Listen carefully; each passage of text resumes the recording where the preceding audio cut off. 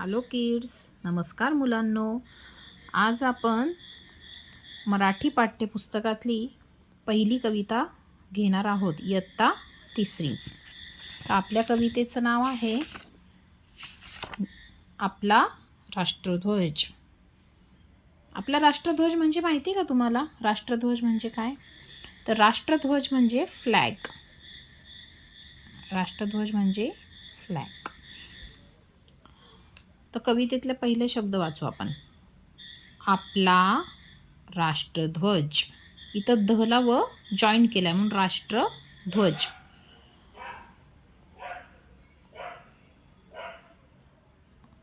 प्राणाहूनही प्रिय असे हा आम्हा तिरंगी झेंडा, तीन रंगाचे अर्थ शोधुनी पाटीवरती मांडा.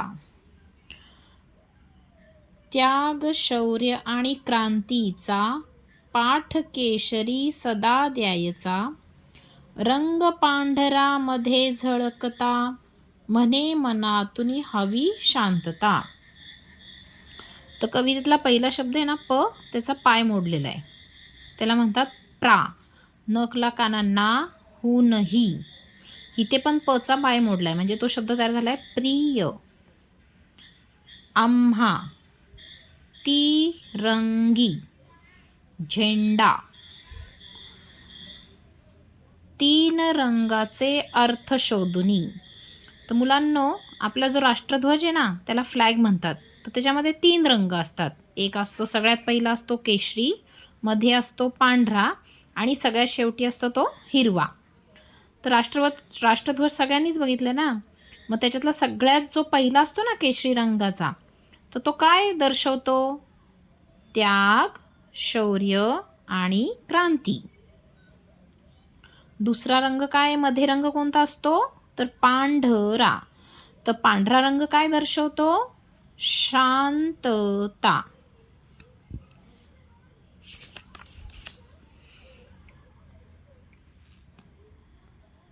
तिसरा रंग असतो हिरवा. हिरव्याची तर एकच आशा, समृद्धीने नटवा देशा. प्रगती नाही गती वाचुनी, जाणून घ्यावे चक्रामधुनी. तीन रंगाचे अर्थ असे हे, पाटीवरती मांडा. प्राणाहूनही प्रिय असे हा आम्हा तिरंगी झेंडा. म्हणजे आपला देशाचा राष्ट्रध्वज, त्यालाच इंग्लिशमध्ये म्हणतात फ्लॅग. तर आपल्या फ्लॅगमध्ये तीन कलर असतात. पहिला असतो केशरी, दुसरा असतो पांढरा आणि तिसरा सगळ्यात शेवटी असतो केशरी. तर प्रत्येक रंगाचे महत्त्व या कवितेत वर्णन केलेले आहे. तर आपण आता याचे हार्ड शब्द बघू, म्हणजे अवघड शब्द की जे जॉईंट आहेत, एकमेकांना जोडलेले आहेत, ते बघूया. तर आपण इथपर्यंत आलो. आता अर्थ. थवर काय दिलं आहे? रफार दिलेला आहे, म्हणून त्याला म्हणायचं अर्थ. आता इथे अजून एक शब्द आहे त्याग. तर तला य जोडला आहे, काना दिलेला आहे आणि ग, त्याग. हा शब्द काय आहे? शौर्य. शला एक काना दोन मात्रे, शौ, आणि यवर दिलेला आहे रफार, म्हणून त्याचा अर्थ होतो शौर्य. आता इथं क आहे ना, कचा सुद्धा काय दिलेला आहे? पाय मोडलेला आहे. क्रांतीचा. क्रांतीचा. मग त्याग, शौर्य आणि क्रांतीचा कोण दर्शवतो? तर केशरी रंग. केशरीला दुसरा शब्द आहे नारंगी. जो तुम्ही ऑरेंज खाल्ले ना मुलांनो, त्या ऑरेंजचा रंग असतो ना नारंगी, तसा. पांढरा. पला काना पा, वरती टिंब, ढ रा. पांढरा रंग मध्ये झळकतो. तर पांढरा रंग कुठे झळकतो मुलांनो? तर मध्यभागी. म्हणे मनातून हवी शांतता. आता शांतता म्हणजे काय? पीस. जी मनात शांतता पाहिजे ना, ते पांढरा रंग दर्शवतो. आता आपण महत्त्व बघणार आहे हिरव्या रंगाचं. तर हिरव्या रंग काय दर्शवतो? तर हिरव्या रंग समृद्धी दर्शवतो. आणि हे तिन्ही रंग झाल्यानंतर मध्ये पांढऱ्या रंगावर एक काय असतं? चक्र. आता चक्रमध्ये पण बघा, कचा काय मोडलेला आहे? पाय मोडलेला आहे. प्रगतीमध्ये पण काय मोडला आहे? पचा माय मोडलेला आहे, म्हणून प्रगती. मग चक्र हे काय दर्शवतो? तर प्रगती दर्शवतो.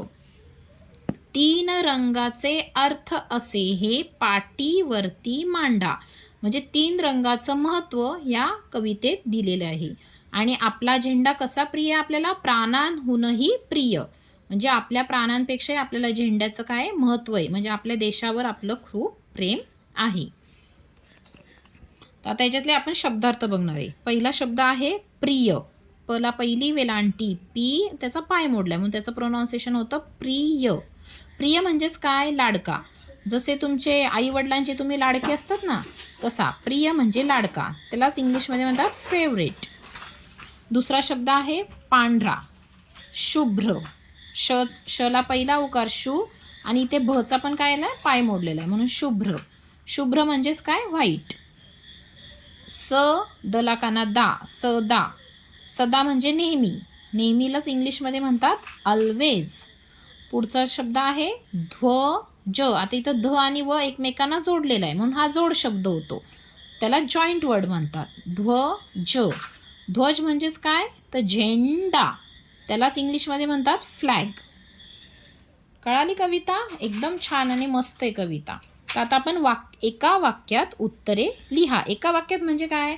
Answer in 1 line. म्हणजे तुम्हाला फक्त एका शब्दात आन्सर लिहायचे, खूप मोठं आन्सर लिहायचं नाहीये.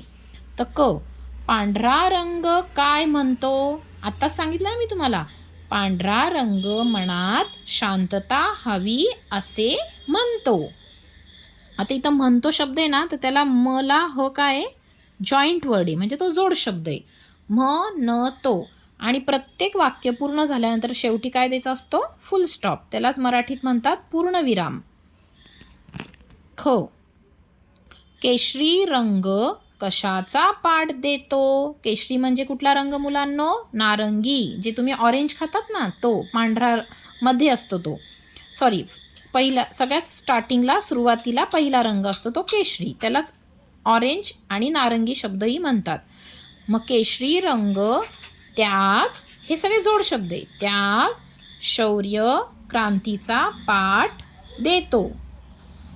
केशरी रंग त्याग, शौर्य, क्रांतीचा पाठ देतो. वाक्य पूर्ण झाल्यावर फुल स्टॉप.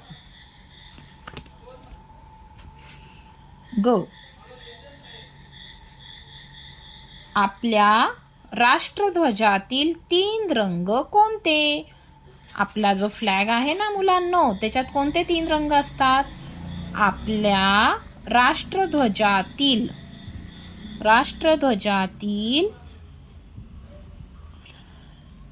केशरी, पांढरा व हिरवा हे 3 रंग आहेत. वाक्य पूर्ण झाल्यावर काय द्यायचा असतो? पूर्णविराम.